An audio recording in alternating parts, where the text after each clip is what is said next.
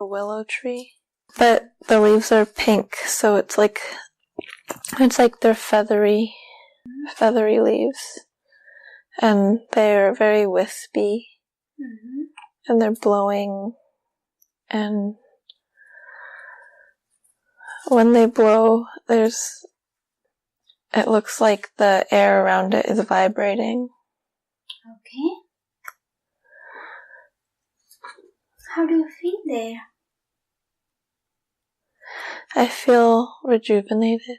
I feel excited. You feel excited? Tell me more.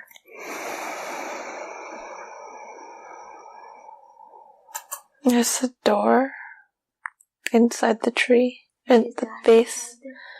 If you walk around, there's a smaller door. And it's almost too small for me to fit in too. Okay. And do you have a sense that this tree is having any emotions towards you? The tree is like the tree of life. It's like tree of like all living things. Okay. And so it doesn't have one specific emotion. It feels everything. It is not of one specific emotion? No, it feels everything. It feels a lot of joy right now. It feels a lot of joy? Yeah. Okay. And how do you sense this tree? How do you sense its emotions? Well, I'm at the base of it, and I'm just touching the tree with both my hands on it. Okay. And I want to go into the door, but I feel like it hasn't quite invited me yet to go into the door. Where is it? It's at the base. It's at the base? Can you tell me more about this door? Describe it for me. Yeah, it's rounded. It's very subtle. It looks like wood, like darker wood. There's windows. There's a small window, and there's a doorknob. But it looks like if you didn't look very carefully, you could just overlook it completely. And it's also a little bit darker down here. So you could just think that the light is playing tricks on your eyes because there's so many different light, like colors and light. It feels like the tree is almost like inviting you to. It wants you to question what you're seeing. Yeah. It doesn't want you to just take things for what you see. It wants you to actually test it out and try. Okay. Tell me more about this tree of life.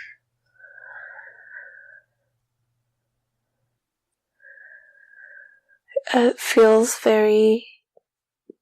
its roots go very deep into earth. It's not on earth. It is not on earth? No, it's not. It's connected to earth, but it's not on earth. But its roots go through like many different dimensions. And it reaches our earth, and it's responsible for our ability to connect to our sense of grandness and spirituality. And its leaves are like antennas. Like each branch is it's like sensing all the different galaxies everywhere, and all the stars, and it knows everything, but it's hidden and it's protected for some reason. Okay. And it is not on the earth. how does it connect to the earth? Well, the roots and the branches. Well, the tree is not really a tree that is, it doesn't have a physical form. Like, it's not like our bodies, the way that we can sense it. But it's more of like an energetic tree. So it's appearing to me as a tree, but it could be seen in other ways to other people.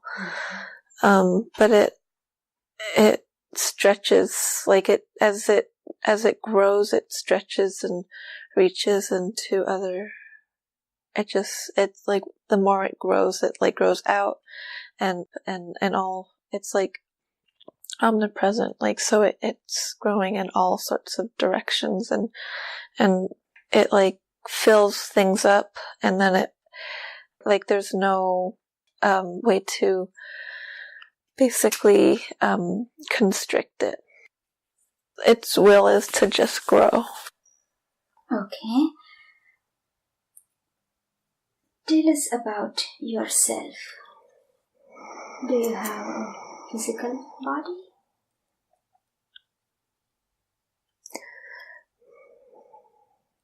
It's hard to sense if I have a physical body. So you see this tree of life from which perspective? I see it. I have two eyes, and I have hands, but after that, I don't have a sense of whether I have a lower body, if that makes sense. But I'm not injured or impaired in any type of way. Okay. Now, who are you?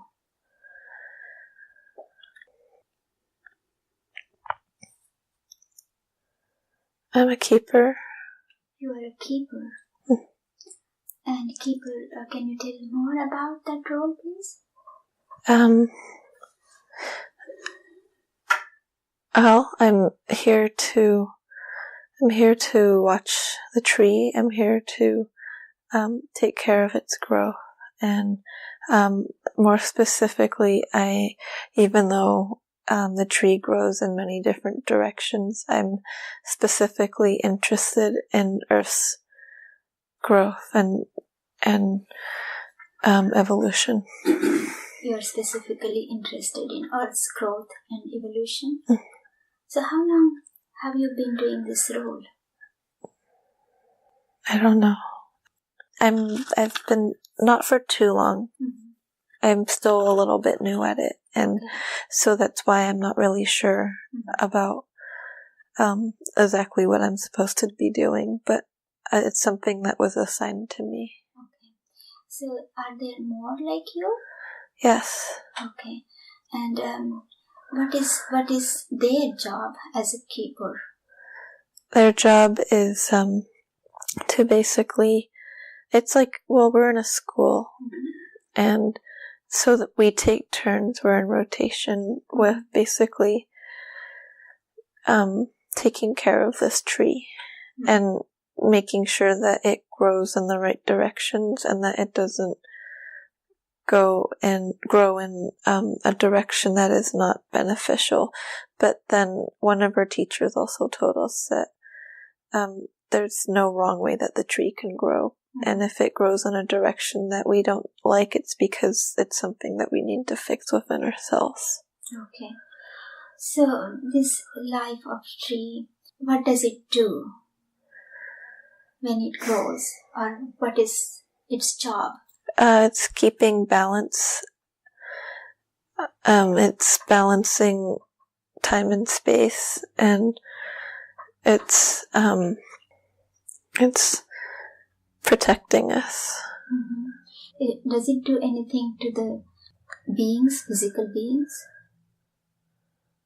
Or it is only for the balance? It nurtures us as well.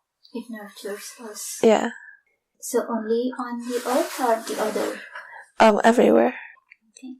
And there is only one tree of life, or there are many? There's many. There are many. Okay. So there are many keepers. Yeah, but we're dedicated to this tree. Okay. Can you tell more about this tree? You said that it has leaves like pink. Yeah. What are other characters of this tree? Well, when I was walking down the stairs, I could only see the top of the tree, which were the leaves. But then as we started to go down and the light was playing tricks on us, it became quieter and more, it just became quieter and more peaceful and like a place where people go to meditate and pray. So it's like a chapel. It's like a place where people, it's not just the keepers that come here, like everyone's welcome to come here. And people go to see the tree, even if they don't know what it is or where it is. If like people visit it in their dreams, and sometimes like the roots will touch someone, or like they touch people on Earth and in other dimensions, and they make them feel like if someone feels like there's a sense of oneness or connection in the earth, it's because they're being touched by the tree. So it's like the cord that connects all of us. Okay. So, how do we connect with this tree, some part of this tree, as a human beings on earth? We have to be able to play, to remember how to play, and to not take ourselves so seriously, and to not listen to our egos. Okay. You said that it is balancing time and place. Can you tell us how it does that?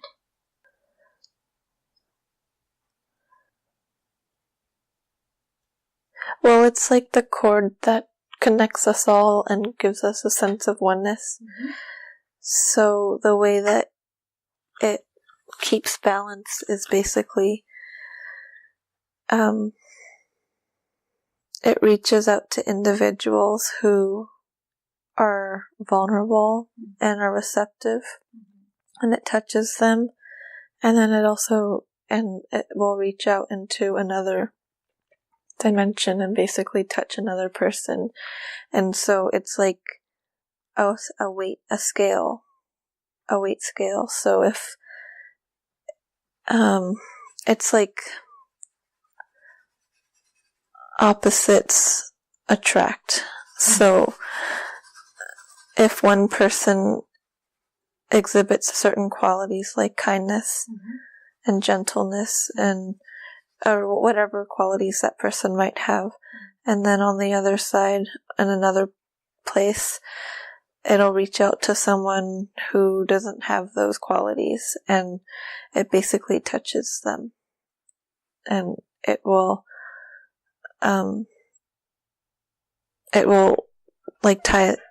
basically tie them together. If that makes sense. Yes. It's like a string, like an energetic string that reaches out. Okay. Thank you. You said that you are not a very experienced keeper. Yeah. So, what you do as compared to other keepers? Right now I'm just watching the tree. I study. I'm supposed to just stay here by the tree and kind of guard it and sit with it and keep it company. So the tree knows you? Yeah. Okay. How do you feel about this role of yours? I'm very proud of myself. Very good. What else you can tell about this job of yours, this role of yours? Well, inside the tree, well, because I told you that there was a door, Yes. right? Yeah. So the door inside, I haven't been inside the door yet because I am not experienced enough to go in. Okay. But inside the door of the tree, it's a chapel. So outside, like the unexperienced students can sit outside the tree and be with the tree and still receive its blessing, and study. Well, and the tree will share its knowledge with it. But inside the tree, it's like a school and a university, and it's like a place for true learning and for like the seekers who.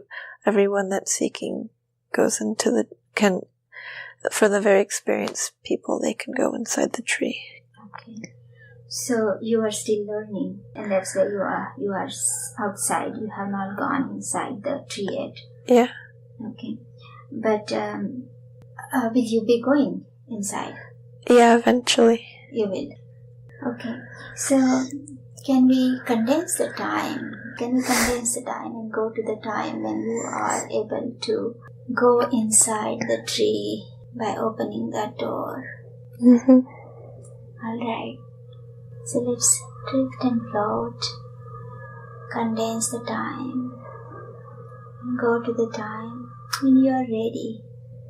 You are ready to open that door and go inside and be there now. So I'm taller. You're taller? And my skin's purple. And I walk into the door. And the door, it looks like it's too small at first for me to fit because I've grown more. And the door was already too small. But then I walk into the door and basically, it's like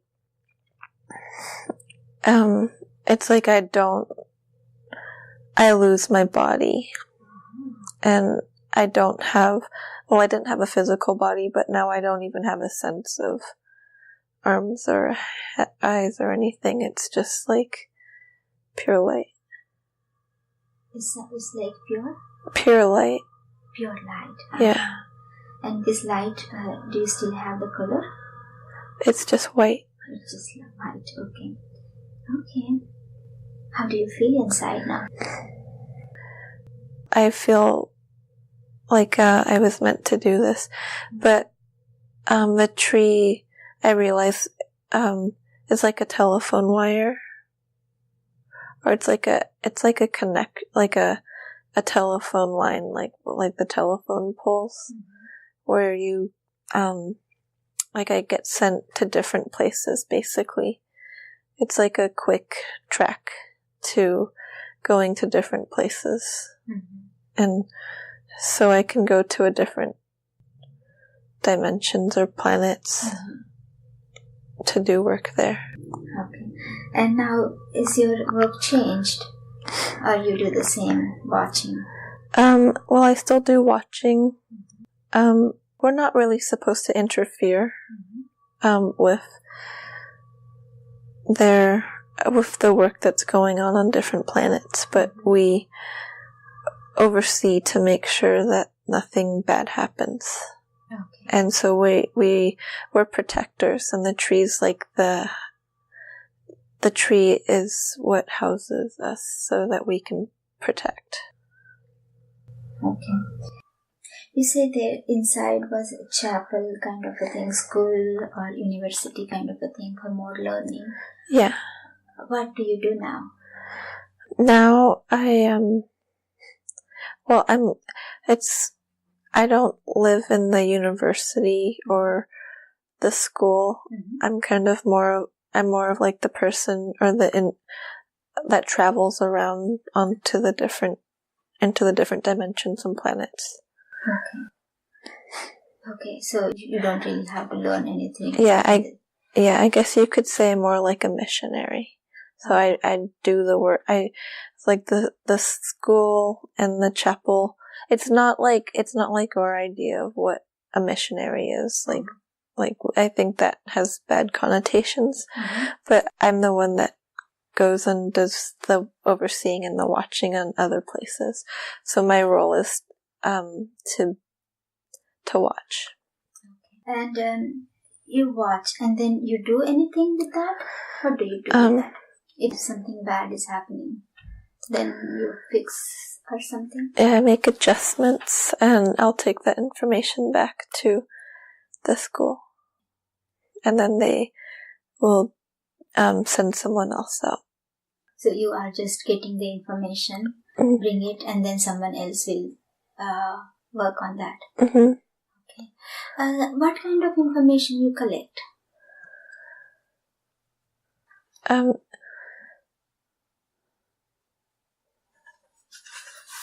I'm interested in like the daily lives Mm-hmm. of individuals, Mm-hmm.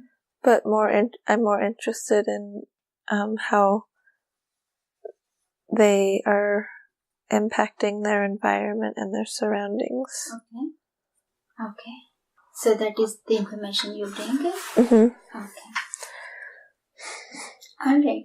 Anything else that stands out to you from this place? No, I'm very happy with this life.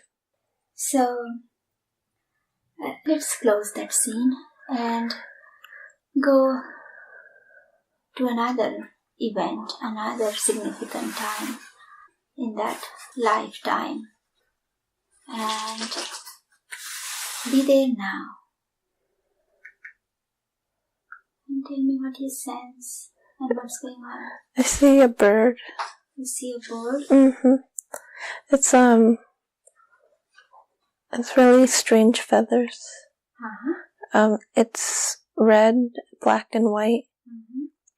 And on its head, it's like a crested bird, like the really long feathers on its head. Mm-hmm.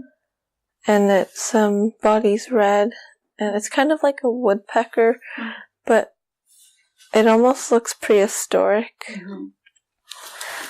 It's pretty small, and it's looking at me, and it's turning its head at me, and we were just having a conversation. What conversation you were having? It was kind of a gossipy bird, and it was telling me about its neighbors, and it was just telling me about its life, its daily life, and but it also watches, and it's something, I just met it for the first time, but I think it's really interesting. Mm-hmm. And you're just collecting that information. I'm just collecting that information. And what you got from that bird? Well, I think I'm on Earth, and it's during the time of the dinosaurs. Oh, okay. The birds are telling me about the bird is telling me about how it doesn't like the dinosaurs. Okay. Yeah, it's not really clear, but the ones that have the long necks eat its nest. Okay. I'm not really sure what I'm supposed to do with that information, but I take it anyways. Okay. Interesting. All right. I guess, if anything, I'm like, I take people's complaints, even if it's something, I'm kind of like the human resource department for the tree, if that makes sense. Okay. So people tell me their complaints and their issues with things, and like the small things that bother them, and then I take it and I bring it to the school or the university, and then they tweak it and make adjustments or see if they can make adjustments to their complaints. Very interesting. I'm wondering, now this bird is complaining about the dinosaurs. What kind of adjustment would be suggested? Do you have a sense? To move, so the dinosaurs are always going to eat out of that tree. and so the bird just needs to move its nest further into the tree. And sometimes it's very simple like that.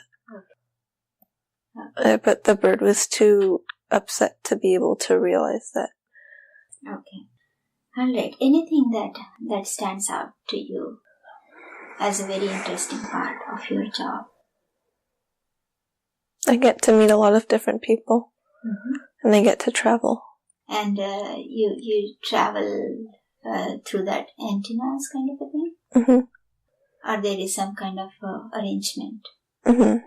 What is that? It's like, well, it's just pure light, and then you like step into it, and then it will take you kind of like how does a telephone wire work here? It's like the signal is transmitted to another tower or another telephone, like another satellite. It's kind of like a satellite, so I just get transported like from different stations. Okay. Thank you. And then before we close that scene, anything that comes to you? No. Just now, Vanessa saw this life of keeper and a quick glimpse of a mountain consciousness. Is that keeper still keeping, watching that life of tree? Well, she's moved on to this lifetime, but there are still keepers for that tree. Okay. So she moved out from that role? Okay. Thank you.